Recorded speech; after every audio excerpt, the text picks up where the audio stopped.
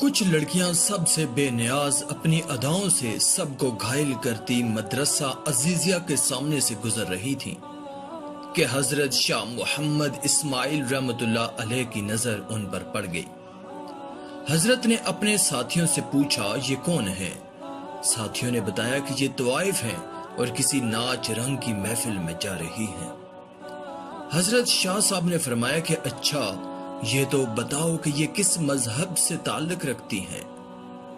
انہوں نے بتایا کہ یہ دین اسلام ہی کو بدنام کرنے والی ہیں، اپنے آپ کو مسلمان کہتی ہیں۔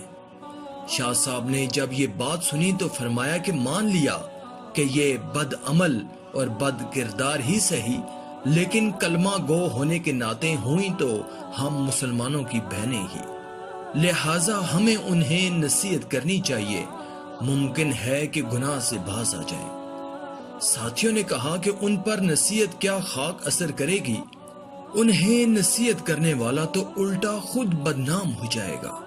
شاہ صاحب نے فرمایا، یہ کیا ہوا، میں تو یہ فریضہ ادا کر کے رہوں گا، خواہ کوئی کچھ سمجھے۔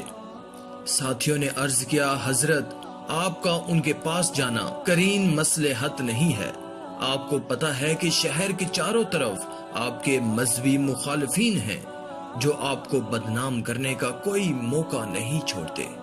آپ نے فرمایا کہ مجھے ذرا بھی پرواہ نہیں، میں انہیں ضرور نصیحت کرنے جاؤں گا۔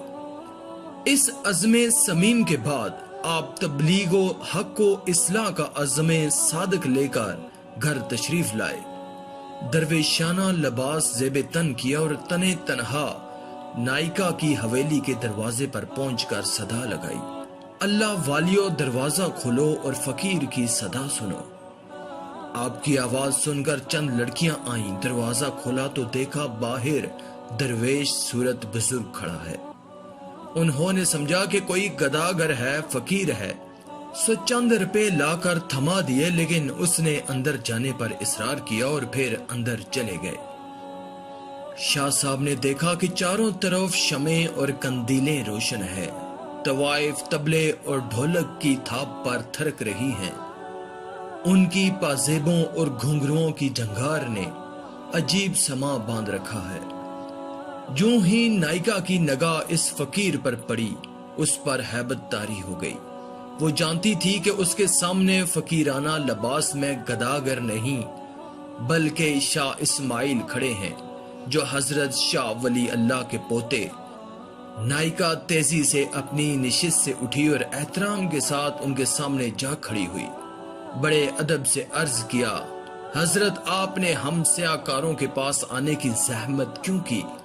آپ نے پیغام بھیج دیا ہوتا تو ہم آپ کی خدمت میں حاضر ہو جاتی۔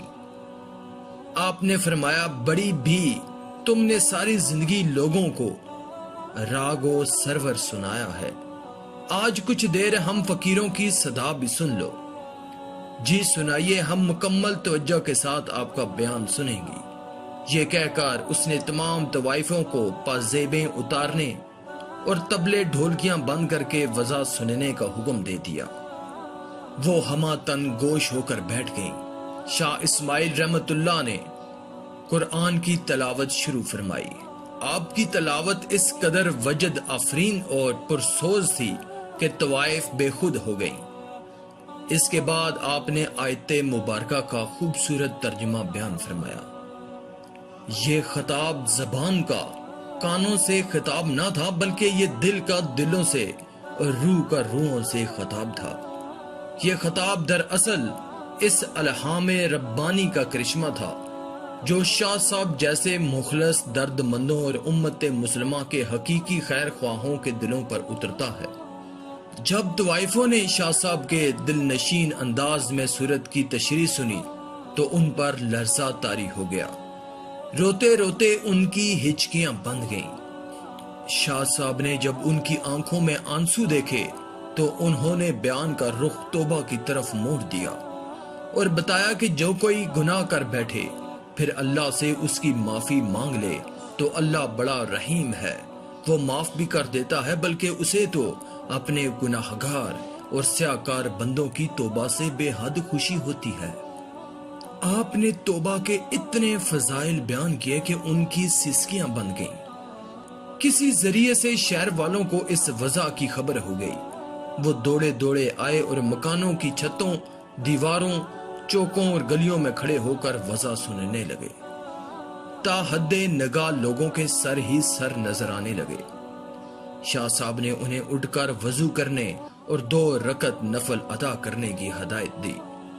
راوی کہتا ہے کہ جب وہ وضو کر کے قبلہ رخ کھڑی ہوئیں اور نماز کے دوران سجدوں میں گریں تو شاہ صاحب نے ایک طرف کھڑے ہو کر اللہ کے سامنے ہاتھ پھیلا دیے اور عرض کیا، میں تیرے حکم کی تعمیل میں اتنا کچھ ہی کر سکتا تھا، یہ سجدوں میں پڑی ہیں، تو ان کے دلوں کو پاک کر دے، گناہوں کو معاف کر دے اور انہیں آبرو مند بنا دے، تو تیرے لیے کچھ مشکل نہیں، ورنہ تجھ پر کسی کا زور نہیں۔ میری فریاد تو یہ ہے کہ انہیں ہدایت عطا فرما، انہیں نیک بندوں میں شامل فرما۔ ادھر شاہ صاحب کی دعا ختم ہوئی اور ادھر ان کی نماز۔ وہ اس حال میں اٹھی کہ دل پاک ہو چکے تھے۔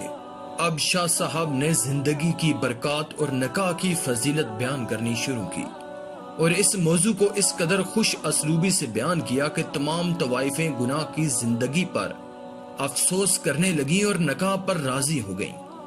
چنانچہ ان میں سے جوان عورتوں نے نکاح کر لیے اور ادھیڑ والیوں نے گھروں میں بیٹھ کر محنت مزدوری سے گزارا شروع کر دیا۔ کہتے ہیں کہ ان میں سے سب سے زیادہ خوبصورت موتی نامی خاتون کو جب اس کے سابقہ جاننے والوں نے شریفانہ حالت میں اور سادہ لباس میں مجاہدین کے گھوڑوں کے لیے ہاتھ والی چکی پر دال پستے دیکھا تو پوچھا، وہ زندگی بہتر تھی جس میں تو ریشم کے ملبوسات میں شاندار لگتی اور تجھ پر زر اور پھول نچھاور ہوتے تھے، یا یہ زندگی بہتر ہے جس میں تیرے ہاتھوں پر چھالے پڑے ہوئے ہیں؟ کہنے لگی، اللہ کی قسم، مجھے گناہ کی زندگی میں کبھی اتنا لطف نہ آیا جتنا مجاہدین کے لیے چکی پر دال دلتے وقت ہاتھوں میں ابھرنے والے چھالوں میں کانٹے چبھو کر پانی نکالنے سے آتا ہے۔ اللہ تعالیٰ سے دعا ہے کہ ہم کو بھی سچے اور سیدھے رستے پر چلنے کی توفیق عطا فرمائے۔